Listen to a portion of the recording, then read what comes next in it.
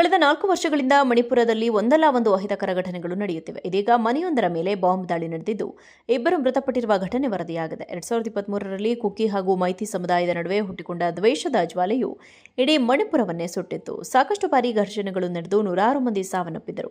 ಈಗಲೂ ಬೂದಿ ಮುಚ್ಚಿದ ಕೆಂಡದಂತೆಯೇ ಪರಿಸ್ಥಿತಿ ಇದೆ. ಮಣಿಪುರದ ಬಿಷ್ಣುಪುರ ಜಿಲ್ಲೆಯಲ್ಲಿ ಮಂಗಳವಾರ ಮುಂಜಾನೆ ದೊಡ್ಡ ದುರಂತವೊಂದು ಸಂಭವಿಸಿದೆ.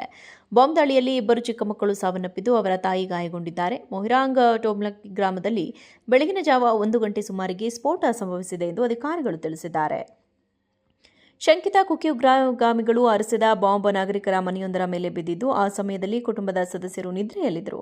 ಈ ಸ್ಫೋಟದಲ್ಲಿ 5 ವರ್ಷದ ಬಾಲಕ ಮತ್ತು 6 ತಿಂಗಳ ಬಾಲಕಿ ತಮ್ಮ ಮಲಗುವ ಕೋಣೆಯೊಳಗೆ ಸಾವನ್ನಪ್ಪಿದ್ದಾರೆ. ಆ ಸಮಯದಲ್ಲಿ ಕೋಣೆಯಲ್ಲಿದ್ದ ಅವರ ತಾಯಿ ಕೂಡ ದಾಳಿಯಲ್ಲಿ ಗಾಯಗೊಂಡರು. ಚುರಚಂದಪುರದ ಬೆಟ್ಟ ಪ್ರದೇಶಗಳ ಬಳಿ ಇರುವ ತಗ್ಗು ಪ್ರದೇಶದ ಮೊಹಿರಾಂಗ್ ಟ್ರೋಗಾಂಬ್ಲಿ ಮತ್ತು 2023 ಮತ್ತು 2024ರಲ್ಲಿ ಪದೇ ಪದೇ ಗುಂಡಿನ ಚಕಮಕಿ ನಡೆದಿದೆ. ಇತ್ತೀಚಿನ ದಾಳಿಯು ಈ ಪ್ರದೇಶದಲ್ಲಿ ನಿರಂತರ ಹಿಂಸಾಚಾರದ ಬಗ್ಗೆ ಕಳವಳವನ್ನು ಹೆಚ್ಚಿಸಿದೆ.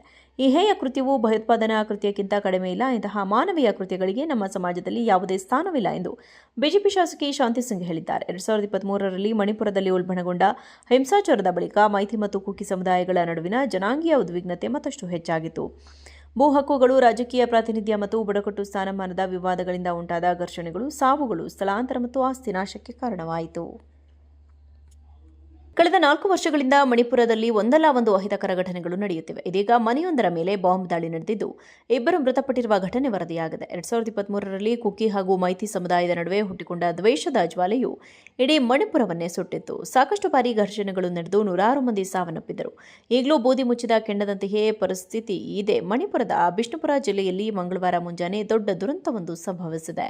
ಬಾಂಬ್ ದಾಳಿಯಲ್ಲಿ ಇಬ್ಬರು ಚಿಕ್ಕ ಮಕ್ಕಳು ಸಾವನ್ನಪ್ಪಿದ್ದು, ಅವರ ತಾಯಿ ಗಾಯಗೊಂಡಿದ್ದಾರೆ. ಮೊಹಿರಾಂಗ್ ಟೋಮ್ಲಕ್ ಗ್ರಾಮದಲ್ಲಿ ಬೆಳಗಿನ ಜಾವ 1 ಗಂಟೆ ಸುಮಾರಿಗೆ ಸ್ಫೋಟ ಸಂಭವಿಸಿದೆ ಎಂದು ಅಧಿಕಾರಿಗಳು ತಿಳಿಸಿದ್ದಾರೆ. ಶಂಕಿತ ಕುಕಿ ಉಗ್ರಗಾಮಿಗಳು ಅರಸಿದ ಬಾಂಬ್ ನಾಗರಿಕರ ಮನೆಯೊಂದರ ಮೇಲೆ ಬಿದ್ದಿದ್ದು, ಆ ಸಮಯದಲ್ಲಿ ಕುಟುಂಬದ ಸದಸ್ಯರು ನಿದ್ರೆಯಲ್ಲಿದ್ದರು. ಈ ಸ್ಫೋಟದಲ್ಲಿ 5 ವರ್ಷದ ಬಾಲಕ ಮತ್ತು 6 ತಿಂಗಳ ಬಾಲಕಿ ತಮ್ಮ ಮಲಗುವ ಕೋಣೆಯೊಳಗೆ ಸಾವನ್ನಪ್ಪಿದ್ದಾರೆ. ಆ ಸಮಯದಲ್ಲಿ ಕೋಣೆಯಲ್ಲಿದ್ದ ಅವರ ತಾಯಿ ಕೂಡ ದಾಳಿಯಲ್ಲಿ ಗಾಯಗೊಂಡರು. ಚುರಚಂದಪುರದ ಬೆಟ್ಟ ಪ್ರದೇಶಗಳ ಬಳಿ ಇರುವ ತಗ್ಗು ಪ್ರದೇಶದ ಮೊಹಿರಾಂಗ್ ಟ್ರೋಗಾಂಬ್ಲಿ ಮತ್ತು 2023 ಮತ್ತು 2024ರಲ್ಲಿ ಪದೇ ಪದೇ ಗುಂಡಿನ ಚಕಮಕಿ ನಡೆದಿದೆ. ಇತ್ತೀಚಿನ ದಾಳಿಯು ಈ ಪ್ರದೇಶದಲ್ಲಿ ನಿರಂತರ ಹಿಂಸಾಚಾರದ ಬಗ್ಗೆ ಕಳವಳವನ್ನು ಹೆಚ್ಚಿಸಿದೆ. ಈ ಹೇಯ ಕೃತ್ಯವು ಭಯೋತ್ಪಾದನಾ ಕೃತ್ಯಕ್ಕಿಂತ ಕಡಿಮೆ ಇಲ್ಲ. ಇಂತಹ ಮಾನವೀಯ ಕೃತ್ಯಗಳಿಗೆ ನಮ್ಮ ಸಮಾಜದಲ್ಲಿ ಯಾವುದೇ ಸ್ಥಾನವಿಲ್ಲ ಎಂದು ಬಿಜೆಪಿ ಶಾಸಕಿ ಶಾಂತಿ ಸಿಂಗ್ ಹೇಳಿದ್ದಾರೆ. 2023ರಲ್ಲಿ ಮಣಿಪುರದಲ್ಲಿ ಉಲ್ಬಣಗೊಂಡ ಹಿಂಸಾಚಾರದ ಬಳಿಕ ಮೈತಿ ಮತ್ತು ಕುಕಿ ಸಮುದಾಯಗಳ ನಡುವಿನ ಜನಾಂಗೀಯ ಉದ್ವಿಗ್ನತೆ ಮತ್ತಷ್ಟು ಹೆಚ್ಚಾಗಿತ್ತು. ಭೂ ಹಕ್ಕುಗಳು, ರಾಜಕೀಯ ಪ್ರಾತಿನಿಧ್ಯ ಮತ್ತು ಬುಡಕಟ್ಟು ಸ್ಥಾನಮಾನದ ವಿವಾದಗಳಿಂದ ಉಂಟಾದ ಘರ್ಷಣೆಗಳು, ಸಾವುಗಳು, ಸ್ಥಳಾಂತರ ಮತ್ತು ಆಸ್ತಿ ನಾಶಕ್ಕೆ ಕಾರಣವಾಯಿತು.